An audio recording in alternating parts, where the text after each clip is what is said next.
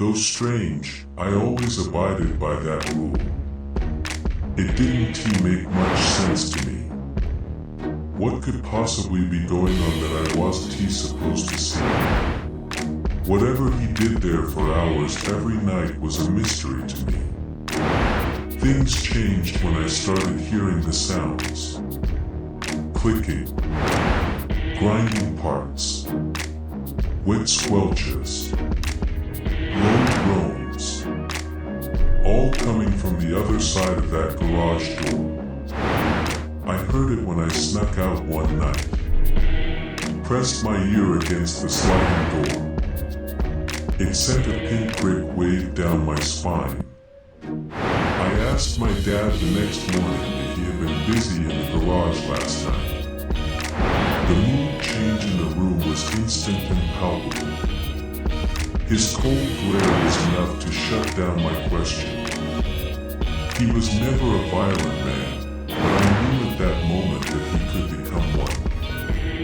I snuck outside and listened through the garage door a few more times over the next couple weeks. I heard the same sounds each time. I tried to picture in my head what was going on. I wondered if he was a serial killer.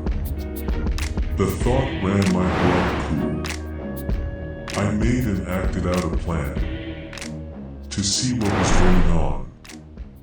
In the daylight, while my parents were preparing dinner, I carefully raised the garage door and lowered it just far enough to look closed while still having a tiny, almost imperceptible gap at the bottom.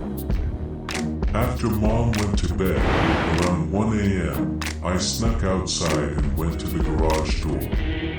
I could hear footsteps on the other side. I laid down flat on my belly over the rough driveway. My face squished up to the door. I could just barely see into the room. I saw him walk over to a shelf and grab a black container. He unscrewed the cap. He then raised it above my field of view, which only extended as high as his upper arm. Thick, laborious gulps. On the verge of gagging. He was drinking something. I saw long, yellow, viscous drips form and fall down the front of his shirt and onto the floor, making a small pool. Motor oil. He was chugging motor oil. It made me queasy just hearing it. My stomach formed a knot. It felt hard and weighty as I laid there on the cold cement. I couldn't stand it. I got up and left. I didn't sleep that night. My stomach still hurt the next morning, the knot refusing to leave. It was hard to look at my dad after that. He creeped me out. After seeing that, he just looked different. I noticed the rigid, slow way he carried himself and spoke. It was just odd. The next night I was back. I had raised the door a little higher, just enough to see his whole body. I prayed that he wouldn't notice. He entered, walked straight to the toolbox, grabbed the power drill, took off his shirt, turned away from me. I saw him raise the drill to his chest. I hoped the pavement would conceal my intense heartbeat. The drill made progress on something solid but fleshy. It sounded wet. After a few seconds, I heard and saw a bloody screw ping as it fell to the floor. Then another. Then I heard those jaw-clenching popping sounds, like bones being snapped out of place. He turned back to the toolbox, giving me a profile view. I could see his chest, swung open like a cabinet door. A rectangle of hairy skin faced me. The light diffusing through revealed the workings of a ribcage, else. Thin and dark under the skin, like wires. My wide, unblinking eyes witnessed as he pried around and tooled with whatever was behind that cabinet door of flesh. I did occasionally hear an odd tear or snap, followed by quick painful groans and heavy breathing. Sometimes blood would drip down. Other times, more yellow fluid would. He eventually closed it up and left. The knot in my stomach felt bigger, harder. It hurt. I was nauseous. I fought back the urge to vomit right there. I talked to my mom the next day while we walked through the grocery store together. Has Dad seemed weird lately? Weird? What do you mean?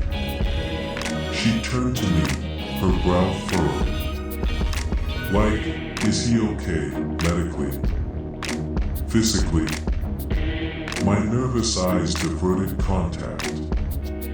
She scoffed. Your father is a strong man. You know that. Where is this coming from? I just wonder sometimes about what he does in the garage all the time, I said, my voice quieting to a whisper.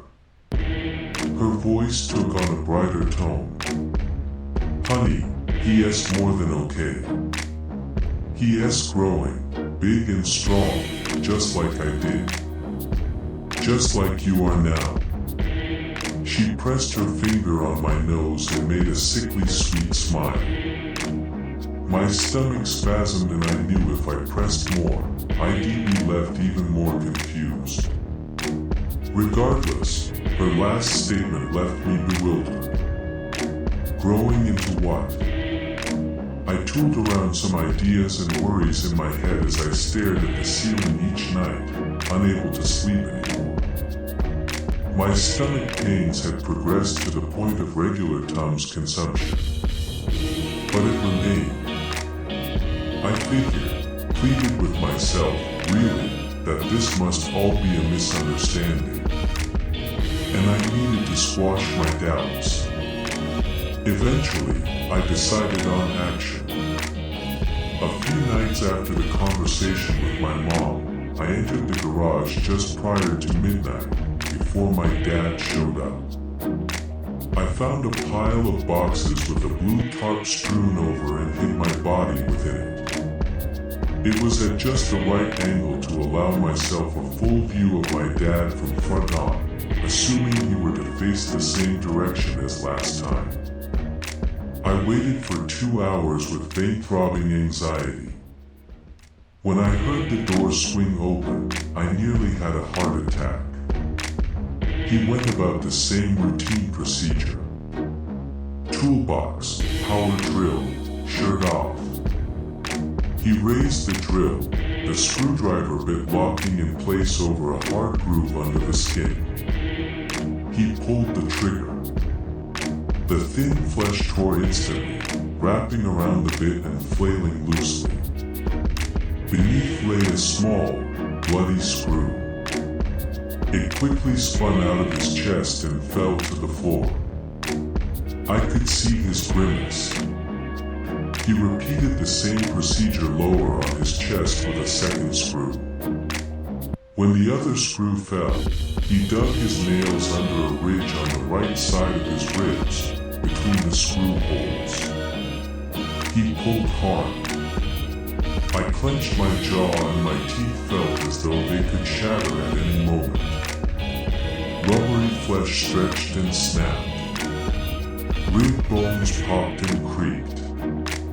The door to his chest was opening. Stringy blood and oil and mucus dripped down and I was hit with a wave of this smell that reeked of gasoline, burnt hair, and cleaning chemicals. Then I saw the inside. His chest was full of these interlacing, shiny, metallic pistons. Gears. Belts. Black tubes. All coated in this brownish-reddish slime. A tangle of coppery wires snaked around the blackened, shivering lung. It expanded with each shuddering breath. There were no other human organs discernible amongst the mess at all. I gagged involuntarily. My hand moved to cover my mouth, my knuckles a blistering white. My heart worked overtime. He looked down, straight at the opening at the bottom of the tarp. Straight at me. His hand grabbed the fleshy door and slammed it shut, clicking it into place, flimsy skin still hanging around the edges. He squatted down and lifted the tarp. "Son," he whispered, his dark eyes trained on me intensely. I couldn't come up with an excuse. I'd gone too far. I told you not to come in here, didn't I? He shook his head angrily. You just had to know, didn't you? You're no different than your mother. I tried to scoot backwards, but I ran into a box. Does this scare you? It should. He folded his arm over his mangled chest. You are my son. You are me. What? What do you mean? I felt the knot in my stomach with my hand, feeling its weight and hardness. You get it now, huh? His lips curled into a smile. Don't tell anyone about this. Family secret, he said, raising a dripping wet finger to his mouth, shushing me. I got up on unstable legs and ran out of the room. After I went into my room and locked my door, I had to know. I grabbed my pocket knife. My quivering hands guided the blade over the knot. I cut into myself, a hot pain radiating across my stomach. An inch-long incision was all I needed. The skin peeled back, forming a football-shaped opening. I saw a black tube, hard, plastic, covered in the same bloody,